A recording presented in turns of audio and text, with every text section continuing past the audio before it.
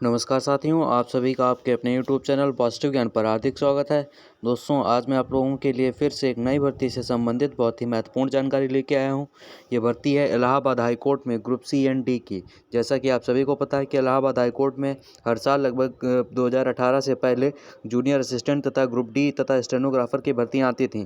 तो इस बार भी इसका विज्ञापन जो है आपको बहुत ही जल्द देखने को मिलेगा। इसके बारे में आपको जानकारी दी जाएगी वीडियो के लास्ट में, और भी बताया जाएगा ये भर्ती आखिर कब तक आ सकती है। साथ ही इसमें जो इसका सिलेबस रहने वाला है वो आपको यहाँ पे बताया जाएगा, और इसका एग्ज़ाम पैटर्न आखिर क्या रहेगा सभी पोस्ट के लिए वो भी बताएंगे आपको। और इन हैंड सैलरी आपको क्या मिलेगी, और जो इसकी प्रीवियस ईयर की कट ऑफ गई थी वो क्या गई थी, इसके बारे में भी जानकारी दी जाएगी। साथ ही इसके लिए जो आपकी तैयारी के लिए सबसे बेस्ट बुक रहने वाली हैं वो भी बताया जाएगा। तो इसीलिए वीडियो को पूरा लास्ट तक जरूर देखिएगा, ये वीडियो आपके लिए बहुत ही महत्वपूर्ण रहने वाला है। तो चलिए शुरू करते हैं। वीडियो को स्टार्ट करने से पहले अगर आप हमारे चैनल पर पहली बार आए तो प्लीज़ हमारे चैनल को सब्सक्राइब करें, क्योंकि आपको हमारे चैनल पर इसी तरह की तमाम भर्तियों से संबंधित लेटेस्ट खबर टाइम टू टाइम मिलती रहती हैं। तो चलिए पहले आपको इसकी भर्तियां दिखाते हैं, इसमें कौन कौन से पद पे भर्ती आती हैं। तो जैसा कि ये पिछली बार की भर्तियां हैं, पिछली बार लगभग 3495 पदों पर भर्ती आई थी, और जिसमें आपकी एज लिमिट मांगी गई थी 18 से 40 साल मांगी गई थी। वहीं पदों की बात करें तो इसमें स्टेनोग्राफर ग्रेड 3 यानी कि ये हिंदी तथा इंग्लिश दोनों की स्टेनोग्राफरों की टोटल 412 पोस्टें आई थी। और वहीं जूनियर असिस्टेंट यानी पेड अप्रेंटिस की पोस्टें आई थी। फिर उसके बाद ड्राइवर कैटेगरी सी यानी जो ग्रुप सी की पोस्ट होती है ड्राइवर की, उसके लिए आई थी। फिर ट्यूबवेल ऑपरेटर, फिर प्रोसेस सर्वर, फिर अर्दली प्यून, ऑफिस प्यून, फराश। फिर उसके बाद आपकी चौकीदार, वाटरमैन, माली, कुली, बस्ती, लिफ्टमैन, फिर स्वीपर कम फराश। बहुत तरह की पोस्टें थी इसमें, जिसमें कि मेन पोस्ट जो आपके लिए जूनियर असिस्टेंट के लिए सबसे ज़्यादा इसी पे पद थे 1484 पद। वहीं टोटल भर्ती आप लोगों ने देख ली 3495 पद थे। इससे पहले जो भर्ती आई थी उसमें 4000 से ज़्यादा पद थे आपके। तो इस बार भी जो उम्मीद लगाई जा रही है आपके लगभग 4000 से 4500 पदों पर ये भर्ती आने की उम्मीद है। और ये भर्ती आपको बताएंगे आखिर ये कब तक भर्ती आ सकती है।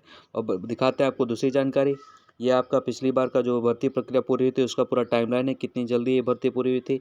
आप सभी को पता है इलाहाबाद हाईकोर्ट की जो रिक्रूटमेंट प्रोसेस होती है बहुत ही जल्दी होती है। और इस बार जहाँ तक उम्मीद जताई जा रही है कि जैसे आर ओ का एग्ज़ाम जो है एनटीए ने कराया था, उसी तरह ये भी एग्ज़ाम आपका एनटीए करवाएगी। तो इसमें टाइपिंग जो है आपकी उसी जिस दिन आपका ये एग्ज़ाम पेपर होगा उसी दिन शायद आपकी टाइपिंग भी करवा ली जाए। जैसा देख सकते हैं पिछले 2018 नवंबर 2018 में इसका नोटिफिकेशन आया था, लेकिन उसके बाद ये अगले 1 साल के अंदर ये पूरी भर्ती प्रक्रिया पूरी कर ली गई थी। 18 से अक्टूबर 16 अक्टूबर 2019 तक डिस्ट्रिक्ट वाइज इसका रिजल्ट जारी कर दिया गया था, यानी 1 साल के पूरी इसकी आपकी ज्वाइनिंग प्रक्रिया पूरी हो गई थी। तो बहुत ही फास्ट इसकी प्रोसेस होती है, आप लोग इसकी तैयारी अभी से शुरू कर दीजिएगा। अब चलिए दूसरी जानकारी आपको दिखाते हैं यहाँ पे। अब यहाँ से देखिए आते हैं इसमें जो आपसे इसमें जो एलिजिबिलिटी मांगी जाती है, जैसे कि हिंदी स्टेनोग्राफर के लिए तो आपके पास ग्रेजुएशन विद डिप्लोमा और सर्टिफिकेट इन स्टेनोग्राफी, यानी आपके पास ग्रेजुएशन होना चाहिए, साथ ही स्टेनोग्राफी का डिप्लोमा होना चाहिए। और इंग्लिश की टाइपिंग इसमें आपने देखा है इसमें आपसे ग्रेजुएशन मांगा जाएगा, साथ ही स्टेनोग्राफी में आपके पास डिप्लोमा होना चाहिए। साथ ही आपकी हिंदी स्टेनो की टाइपिंग जो लिखने की स्पीड है वो 80 वर्ड पर मिनट होनी चाहिए, और इंग्लिश में हिंदी में आपकी टाइपिंग स्पीड जो है 30 वर्ड पर मिनट होनी चाहिए। और साथ में आपके पास CCC का सर्टिफिकेट होना चाहिए। यानी इसमें बहुत सी चीज़ें मांग दी गई हैं। या तो नंबर 1 आपके पास ग्रेजुएशन की डिग्री होनी चाहिए, दूसरा आपके पास स्टेनोग्राफी का डिप्लोमा, फिर आपकी टाइपिंग स्पीड जो है स्टेनो की हिंदी में लिखने की 80 वर्ड पर मिनट होनी चाहिए। साथ ही आपके पास CCC का सर्टिफिकेट, और हिंदी में आपकी टाइपिंग स्पीड 25 वर्ड पर मिनट होनी चाहिए, या फिर आपके पास इंग्लिश की टाइपिंग स्पीड 30 वर्ड पर मिनट होनी चाहिए। यानी कि 5 चीज़ें यहाँ पे मांग दी गई हैं। तो आप लोग देख लीजिएगा, इसी के अनुसार आपके पास अगर ये एलिजिबिलिटी हो तभी आप इस वाली पोस्ट के लिए अप्लाई करिएगा। फिर इंग्लिश स्टेनोग्राफर में सेम वही चीज़ मांग दी गई, बस वहाँ पे स्टेनोग्राफी जो है वहाँ पे हिंदी की जगह इंग्लिश कर दी गई, और टाइपिंग स्पीड आपकी 80 की जगह 100, और उसकी जो कंप्यूटर पे टाइपिंग होती है वो यहाँ पे 30 की जगह 40 वर्ड पर मिनट मांग दी गई। बाकी CCC सर्टिफिकेट आपका इसमें भी मांगा गया है। अब दूसरी पोस्ट की बात करते हैं। दूसरी यहाँ पे इंग्लिश स्टेनोग्राफर की है, मेन जो हमारी पोस्ट है। इसकी हम बात बताते हैं आपकी जूनियर असिस्टेंट के लिए क्या एलिजिबिलिटी मांगी जाती है। जूनियर असिस्टेंट के लिए आपके पास इंटर की डिग्री होनी चाहिए, इंटर का सर्टिफिकेट होना चाहिए, साथ ही CCC सर्टिफिकेट, और आपकी हिंदी में टाइपिंग वर्ड स्पीड जो है 25 वर्ड पर मिनट, और इंग्लिश में टाइपिंग स्पीड आपकी 30 वर्ड पर मिनट होनी चाहिए। यानी कि इंटरमीडिएट पास होना चाहिए, CCC सर्टिफिकेट होना चाहिए, और आपके पास 25 वर्ड पर मिनट आपकी हिंदी में टाइपिंग स्पीड और 30 वर्ड पर मिनट इंग्लिश में टाइपिंग स्पीड होनी चाहिए। और वहीं ड्राइवर की पोस्ट के लिए आपसे यहाँ पे आपके हाई स्कूल पास होना चाहिए, साथ में हैवी जो लाइसेंस होता है आपके पास हैवी फोर व्हीलर का वो आपके पास होना चाहिए। तो ये ड्राइवर की पोस्ट के लिए है। बात करते हैं अगली यहाँ पे जानकारी। इसका सिलेबस आपको दिखा देते हैं कि इसमें सिलेबस में क्या क्या पूछा जाएगा। तो इसके सिलेबस में आपसे इंग्लिश पूछी जाएगी, हिंदी आएगी, साथ ही मैथ पूछी जाएगी और आपसे यहाँ पे मैथ और यहाँ पे जीएस यानी कि जनरल साइंस वगैरह यहाँ पे थोड़ा बहुत पूछे जाएंगे। तो इसका सिलेबस दिया गया, सिलेबस आपको इसका डिटेल में आपको अलग से बता दूंगा। यहाँ पे आप पढ़ सकते हैं comprehension, word, one word substitution, active passive, यही सब चीज़ें पूछी जाएंगी। इसके बारे में जब इसकी ऑफिशियल वैकेंसी निकल आएगी तो मैं आपके फिर से एक वीडियो बना दूंगा। यहाँ पे और देख सकते हैं, ये यहाँ पे हिंदी का डिटेल सिलेबस है, ये सब पूछा जाएगा। यहाँ पे मैथमेटिक्स में आपका यहाँ पे number system, percentage, average, ratio and time and distance, decimal, profit and loss, interest, mensuration, ratio and proportion, whole numbers, time and work, use of tables and graphs. यहाँ पे जनरल स्टडीज़ में आपके current affairs पूछा जाएगा, geography, Indian geography, history, Indian economy, science and technology, यही सब पूछा जाएगा। वहीं अगर इसका अब बात करते हैं इसकी, यहाँ पे आपको एग्ज़ाम पैटर्न दिखाते हैं। इसमें एग्ज़ाम पैटर्न आपका क्या रहने वाला है। तो यहाँ पे देखिए एग्ज़ाम पैटर्न जो आपका होगा वो ऑफलाइन होगा। यहाँ पे 100 क्वेश्चन होंगे, आपके 100 नंबर के होंगे, जिसमें हिंदी, इंग्लिश, जनरल स्टडीज़ और क्या उसका मैथ आपके 25-25 क्वेश्चन आएंगे। यहाँ पे टोटल 100 नंबर के होंगे, 100 क्वेश्चन 100 नंबर के, और 90 मिनट का आपको टाइम दिया जाएगा। तो आपकी जो मेरिट बनेगी वो 100 में बनेगी। उसके बाद आपका 50 नंबर का यहाँ पे टाइपिंग टेस्ट होगा। ये नंबर, इसके भी आपके 50 नंबर जो है आपके इसमें जुड़े जाएंगे। उसके बाद ये आपकी फाइनल कट ऑफ बनेगी। अब आपको इसकी कट ऑफ बताते हैं कि प्रीवियस ईयर की कट ऑफ इसकी क्या गई थी। तो मैं ये अब ये वाली कट ऑफ जो है स्टेनोग्राफर के लिए है। तो स्टेनोग्राफर की हिंदी की जो कट ऑफ गई थी अनरिजर्व कैटेगरी के लिए वो 162.216 सात गई थी। फिर ओबीसी की 153.5917 गई थी।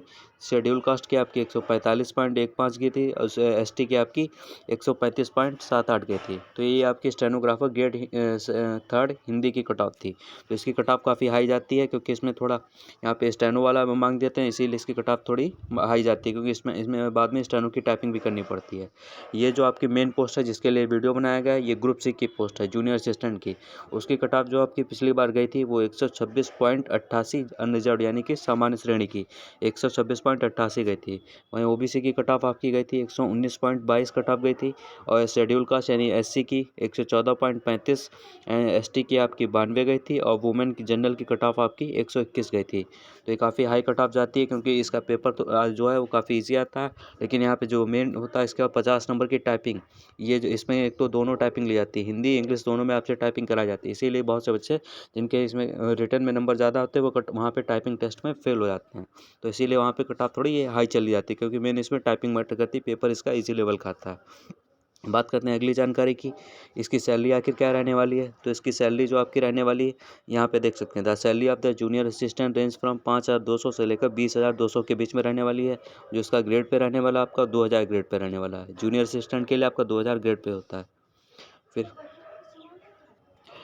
फिर वहीं अगर स्टेनोग्राफर की बात की जाए तो स्टेनोग्राफर का भी आपका वही सैलरी का लेवल वही रहने वाला है, बस ग्रेड पे चेंज हो जाएगा। 28,000 इसका ग्रेड 2,800 ग्रेड पे हो जाएगा। अगर इन हैंड सैलरी की बात करें तो इन हैंड सैलरी आपकी 31,000 से ज़्यादा प्लस ही बनेगी, कम नहीं बनेगी। 31,000 से ज़्यादा आपको इन हैंड सैलरी मिलेगी।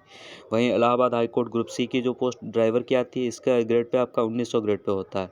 सैलरी आपकी वही 5,200 से लेकर 20,200 के बीच में रहेगी। अगर इन हैंड सैलरी की बात करें तो 25,000 के आसपास आपकी इन हैंड सैलरी इसमें मिलने वाली है आपको। अब बात करते हैं अगली जानकारी की आपकी। यहाँ पे आपने टाइपिंग स्पीड टेस्ट मैंने बता दिया किस तरह से होगा। अब इसकी इलाहाबाद हाईकोर्ट की जो ग्रुप सी की, यहाँ पे आपको ग्रुप डी की कट ऑफ भी दिखा देते हैं। ये ग्रुप डी की पिछले यूआर की कट ऑफ 193 गई थी, ओबीसी की 191, एससी की 189 और एसटी की 178। और इसकी फिर यहाँ पे यही 4 मैटर, बाकी अलग कैटेगरी के डिफरेंशियल वाले जो होते हैं, वीक होते हैं, मतलब विकलांग वगैरह होते हैं, उनकी कट ऑफ है। तो मेन कट ऑफ आपकी ये ग्रुप डी की कट ऑफ है। और यहाँ पे आप ये देख सकते हैं। इसके बाद यहाँ पे एलिजिबिलिटी देख सकते हैं, जैसे कि ट्यूबवेल ऑपरेटर के लिए क्या मांगा जाता है।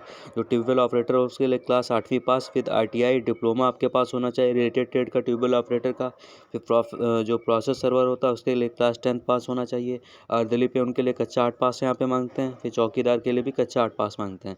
ड्राइवर के लिए मैंने बता दिया। फिर जूनियर असिस्टेंट के लिए इंटरमीडिएट विद SSC सर्टिफिकेट। फिर typing speed Hindi and English में। तो ये सब चीज़ें मैंने बता दी। अब बात करते हैं इसके लिए बेस्ट बुक क्या रहने वाली है। तो चलिए आपको बेस्ट बुक दिखाते हैं। बेस्ट बुक, जैसा कि इसमें पता है आपको मैथ पोर्शन 25 नंबर का आएगा, 25 क्वेश्चन आएंगे। तो मैथ के लिए आप राकेश यादव सर की जो 7300 प्लस करके बुक आती है, अब इसका पैटर्न जो है डिज़ाइन कर दिया गया, अब 9700 प्लस करके आती है। इस वाली बुक को ले लीजिएगा। इसमें प्रीवियस ईयर के जितने भी सेट पेपर हैं वो सभी यहाँ पे सॉल्व करके दिए गए हैं, तो बहुत ही बेनिफिशियल रहने वाली बुक है ये। जितनी भी मैं बुक्स बताऊँगा उन सभी को परचेज़ करने का लिंक आपको डिस्क्रिप्शन बॉक्स में मिल जाएगा, वहाँ से इसको आप खरीद सकते हैं। वहाँ पे आपको थोड़ा बहुत डिस्काउंट भी मिल जाएगा। तो आप लोग तैयारी जो है अपनी अभी से शुरू कर दीजिए, क्योंकि बाद में इसमें बहुत ही कम टाइम मिलने वाला है, क्योंकि इस बार एग्जाम जो है एनटीए जहाँ तक है करवाने वाला है। तो एनटीए बहुत ही कम टाइम देता है, 1 से 1.5 महीने का आपको सिर्फ टाइम मिलेगा। तो मैथ के लिए आप राकेश यादव सर की ये 7300 प्लस करके बुक आती है, इसको आप खरीद सकते हैं। मैंने इसका लिंक डिस्क्रिप्शन बॉक्स में दे दिया है। फिर इसमें आपसे हिंदी पूछी जाएगी, 25 क्वेश्चन 25 नंबर के। हिंदी के लिए आप लूसेंट हिंदी की जो सामान्य हिंदी की बुक आती है, सिर्फ इसी को पढ़ लीजिएगा, आपका इसमें काम हो जाएगा। मतलब अच्छे खासे 25 क्वेश्चन आराम से आप इजीली कर लेंगे, इजी आती है इसमें। तो लूसेंट हिंदी की बुक सबसे बेस्ट रहने वाली है आपके लिए, सभी एग्जाम में आपके काम कर जाएगी। तो इसको भी आप डिस्क्रिप्शन में लिंक दिया, वहाँ से इसको परचेज़ कर सकते हैं। फिर अगली आपके जो मैथ के लिए यहाँ पे एक और क्लास नोट्स आप राकेश यादव सर के आते हैं।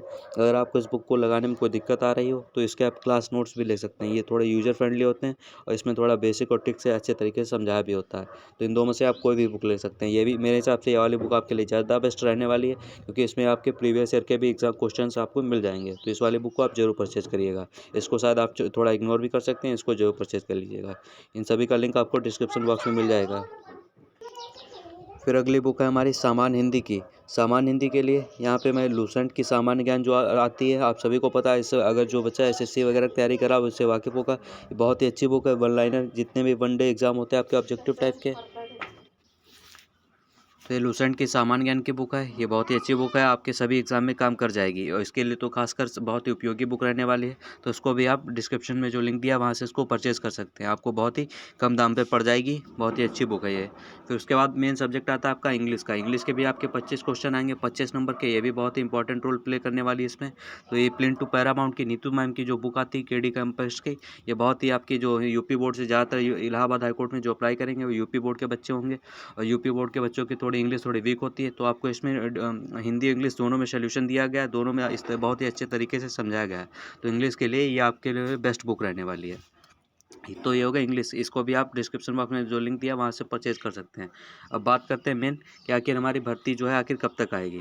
तो जैसा कि जो जानकारी मिल रही थी कि आपकी भर्ती 10 फरवरी तक आ जाएगी, लेकिन किसी तकनीकी कारणों की वजह से इस बार नोटिफिकेशन को यहाँ पे जारी करना था, लेकिन वो पोस्टपोन कर दिया गया है। अब भर्ती जो आपकी है यही इसी फरवरी महीने में लगभग 25 तारीख से पहले ही आपको ये भर्ती देखने को मिल सकती है। कुछ लोग कहेंगे आचार संहिता विज्ञापन नहीं आएगा, तो इलाहाबाद हाईकोर्ट जो है वो तो अलग संस्था है, वो अपनी भर्ती जारी कर सकती है। तो आपकी भर्ती जो है इसी फरवरी महीने में आपको देखने को मिलेगी। और एक और बात कि इसके लिए आपकी तैयारी के लिए ज़्यादा टाइम नहीं मिलने वाला है, इसीलिए आप लोग अपनी तैयारी को अभी से स्टार्ट कर दीजिएगा। क्योंकि इस बार शायद जहाँ तक जो उम्मीद जताई जा रही है, जिस तरह से आरओ का एग्ज़ाम एनटीए एजेंसी ने लिया था, तो इस बार भी एनटीए ही जहाँ तक इसका एग्ज़ाम कंडक्ट करवाएगी। तो इसीलिए आपको टाइम बहुत ही मुश्किल से 1 से 2 महीने का टाइम मिलने वाला है। तो इसीलिए अपनी तैयारी को अभी से स्टार्ट कर दीजिएगा। जो मैंने बुक्स वगैरह बताई हैं, सिलेबस बताया, उसी के अकॉर्डिंग अपनी तैयारी करिएगा। और बुक्स को का लिंक जो है डिस्क्रिप्शन बॉक्स में दिया गया, वहाँ से आप इसको परचेज़ कर सकते हैं, आपको कम दाम पे पड़ जाएंगी। तो ये थी जानकारी। अगर आपको वीडियो अच्छा लगा तो प्लीज़ हमारे चैनल को सब्सक्राइब करें। धन्यवाद।